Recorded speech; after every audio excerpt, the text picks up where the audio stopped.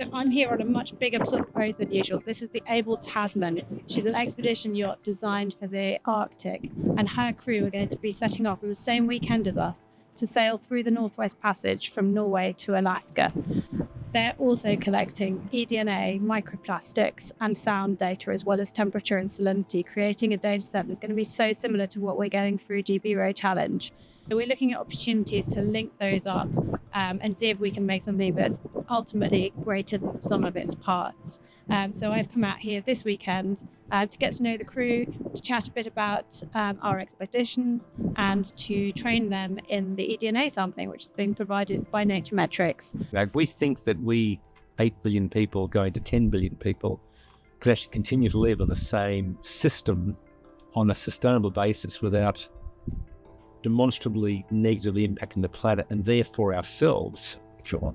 We're never going to get there. We are going to affect ourselves. So I think my key response to your question is really about we have to redesign the system. Welcome to Nature Is, where we brainstorm, share innovative ideas, and have conversations to stir our spirits and elevate our actions for a better world.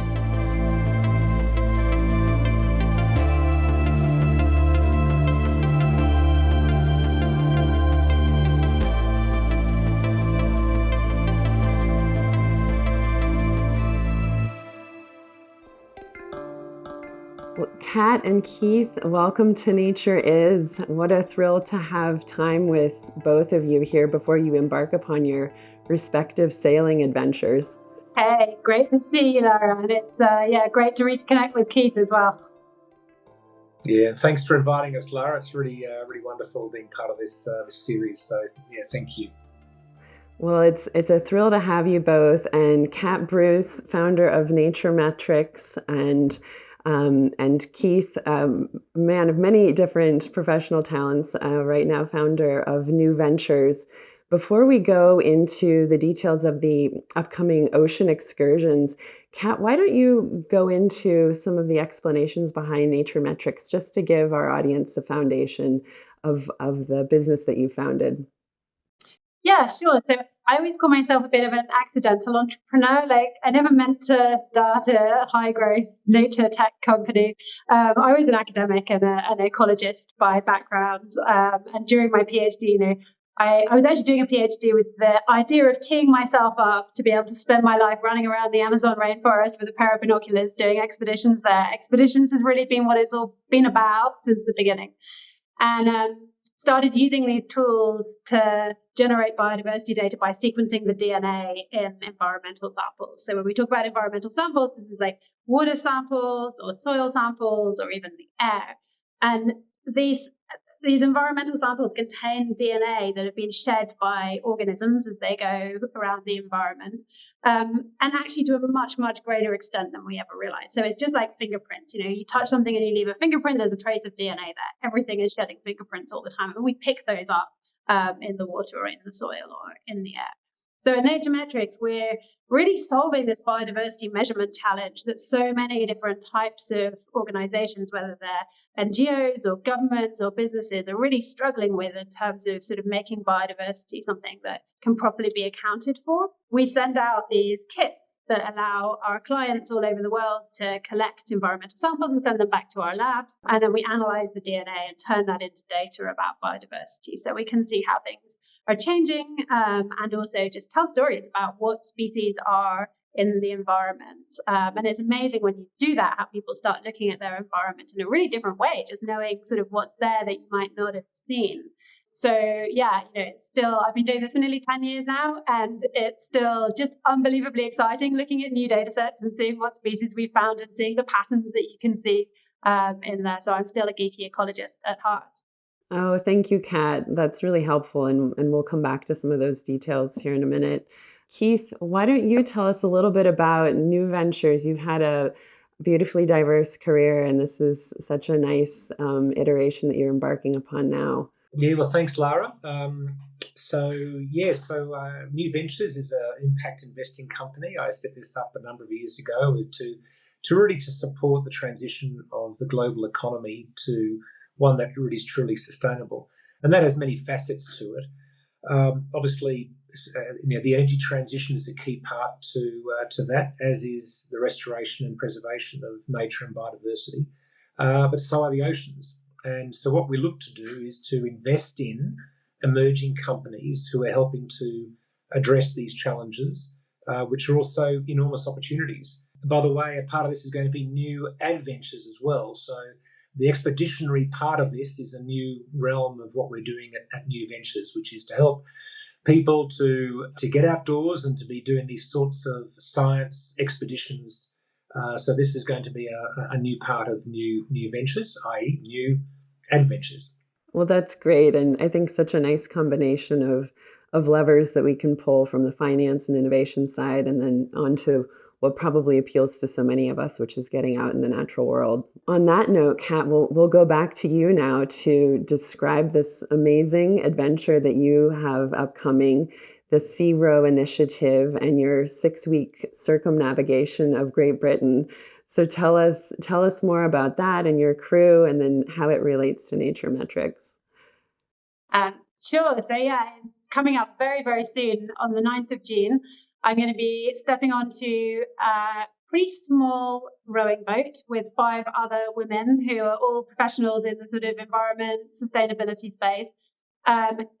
We start in central London, we row down the Thames, we turn right when we get to the sea, and we go right the way around Great Britain until we get back to the Thames again. It's part of something we're called the Sea Change Row, and we're part of something called GB Row Challenge, which is this pretty amazing setup where they've got 3 identical ocean rowing boats that fit 6 people in each, and they've modified the boats to collect environmental data. So as we go, we're going to be collecting environmental DNA, which is actually how I got involved in this in the first place. Also microplastics and sound data as well, and temperature, sea surface temperature and salinity. So we're sort of building what is really going to be the most comprehensive picture of ocean health around Great Britain. And while we go, we're then also going to be doing a lot of storytelling to try to bring to life some of the initiatives that we'll be rowing past, where people are really sort of working to regenerate, protect and restore the ocean. Tell us a little bit more about the kind of data that you'll be collecting, and how that actually works for those that are less familiar with that actual process and what you do with it and the insights that you'll be gleaning. I think you've mentioned temperatures and microplastics, but also biodiversity data.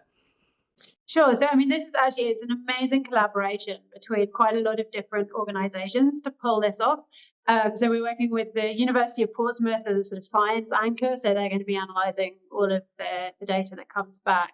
But then there's been a lot of sort of engineering companies that have got involved in terms of actually putting some of this technology into this rowing boat, which is already very small and already has to fit in all of our food and safety equipment and everything for 6 weeks for 6 people, which is like 900 meals we have to carry with us. So there's not a lot of space left over for science equipment. So what we've done is we've taken one of the hatches, one of the storage compartments, has been turned into a microplastics pump system.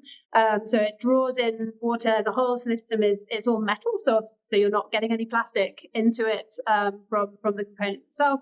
It draws water in through a pump system. It pumps about 200 litres of water in 3 hours, so we'll run it for 3 hours a day, and catches tiny little fragments of plastic on the filter, which is also metal.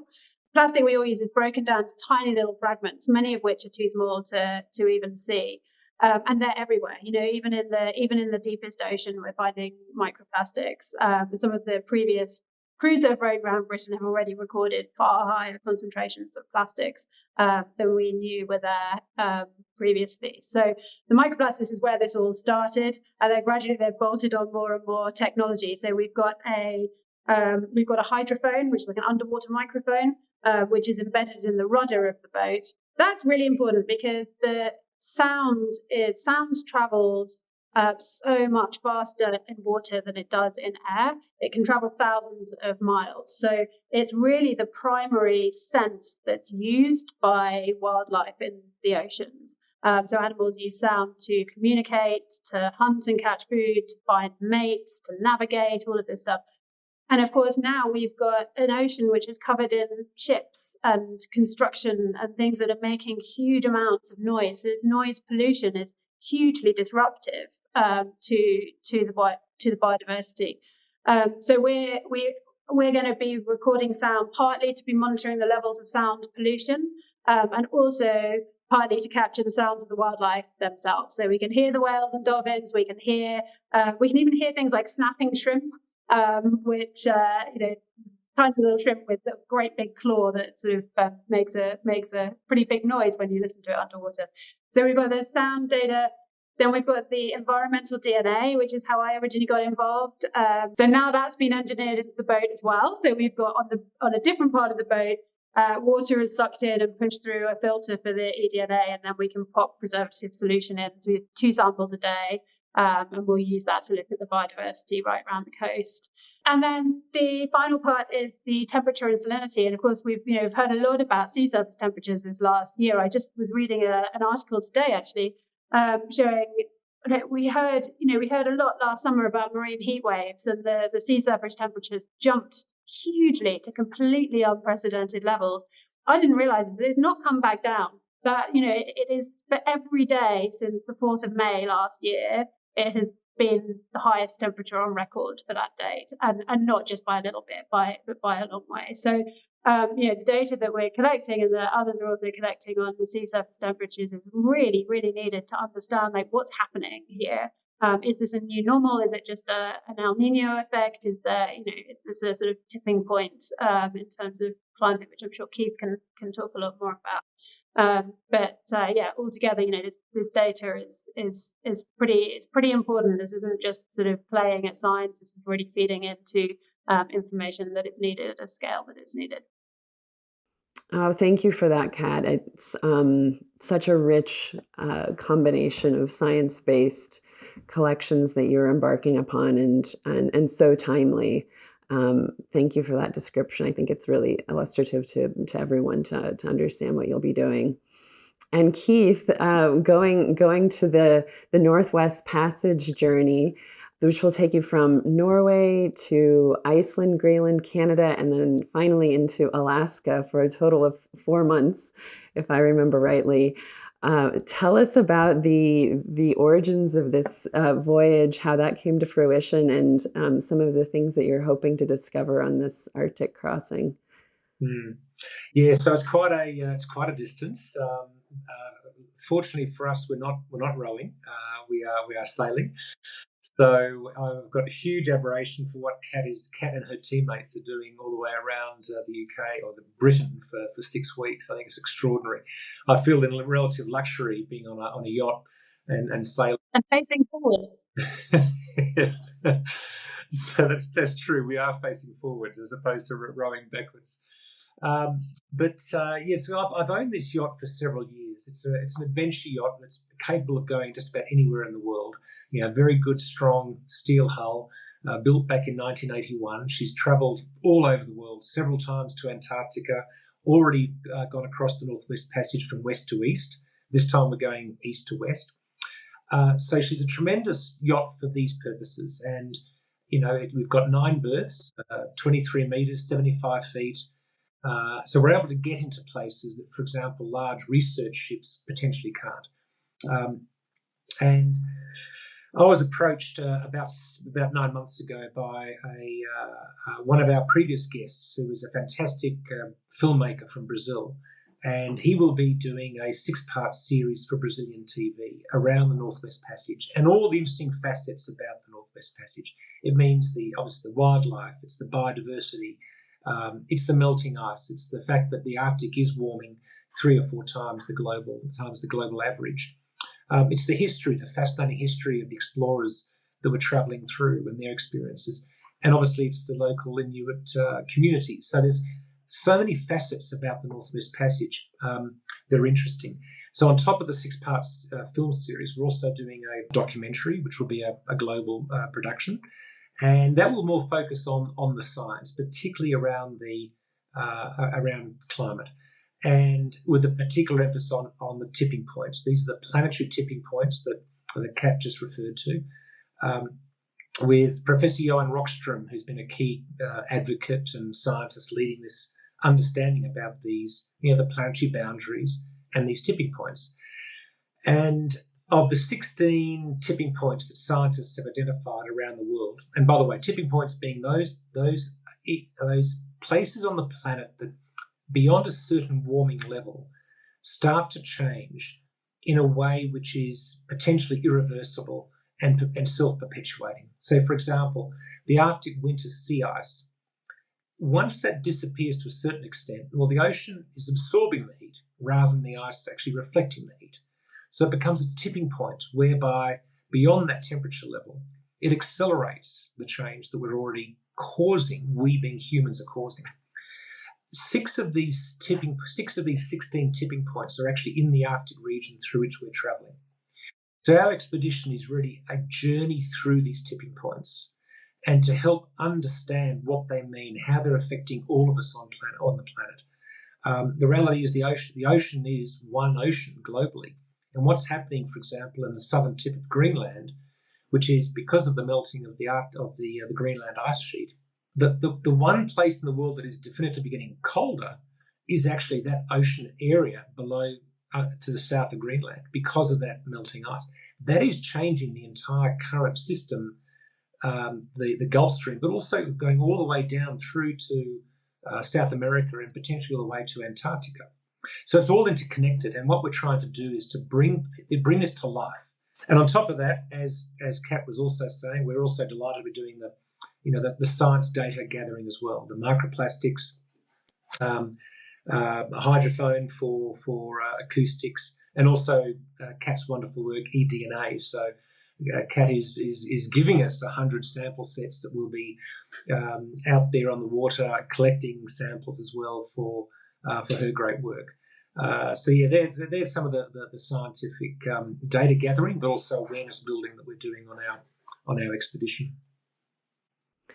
Well, I have so much admiration for these respective journeys and the creativity in which you're thinking about science and awareness raising.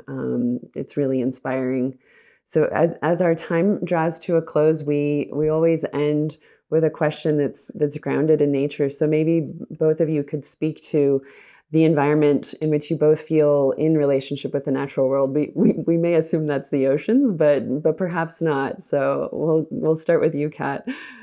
It's becoming the oceans. It's becoming, honestly, for me, anytime I'm immersed in any sort of nature, I think it almost doesn't matter where it is. It's the opportunity to strip back from the day-to-day and everything that we sort of think that we need, and to realize that you don't need it at all, and we have so much abundance and wealth in the natural world around us. So yeah, for me, the ocean was a scary place to start with. When I did the last expedition, I'd never spent time at sea before, and it took a while to feel comfortable there and to be able to relax. But honestly, the first time I went to the Amazon, also everything was trying to eat me, and it took me quite a long time to relax there as well. And so once you relax and become comfortable, I think the experience now that I have at sea is similar to what I had in the Amazon. Yeah, I'll add to that from my perspective. I mean, for me, I love wilderness, how I describe wilderness, which is the sense of being in the wild. So yes, it's away from urbanization. It's in places that are the complexity, as Kat just said, the complexity of nature is such a beautiful thing, and I get a lot of inspiration from being out in wild places and beautiful places where there is biodiversity. And often you don't see that biodiversity with your own eyes. You have to rely on, for example, the eDNA science that's being developed to be able to understand it better and to realise that it's there. But yeah, I think that sense of being in the wild and places far away from urbanisation, and realising that we want to protect those places. They're very important for all 8 billion of us, and valuing it in a way which is realising it's not, it's important for human prosperity and peace. At the rate we're going, we're destroying more of these wild places, and it will backfire on us. and it will, and the things that are most impacted by it will actually be humans. It will cause disruption to peace and prosperity. So yes, that's really important to me, and I'd like to think that what Kat and I and you are doing, Lara, is helping more and more people realising the importance of wild places and to be on a pathway to protect them and to preserve them. Well, that's a beautiful note to conclude on. Perhaps we can get you both on the return and talk about some of the learnings and the unexpected twists and turns along the way. So I would say, may the wind be at your back, but Keith, may the wind be at your back, and Kat, may the wind be at your front on these respective journeys. And know that I and others will be cheering all of you on. And thank you for this great work you're doing in the world. Thank you so much, Lara. Yeah, thank you, Lara. And Kat, I look forward to speaking with you while you're on the water rowing backwards and me sailing forwards. While you're sipping your martini. Yes, indeed. And Lara, I'm sure both of us will be delighted to be invited back once we both finish our expeditions. So thank you. Excellent. We'll make sure that happens. Wonderful.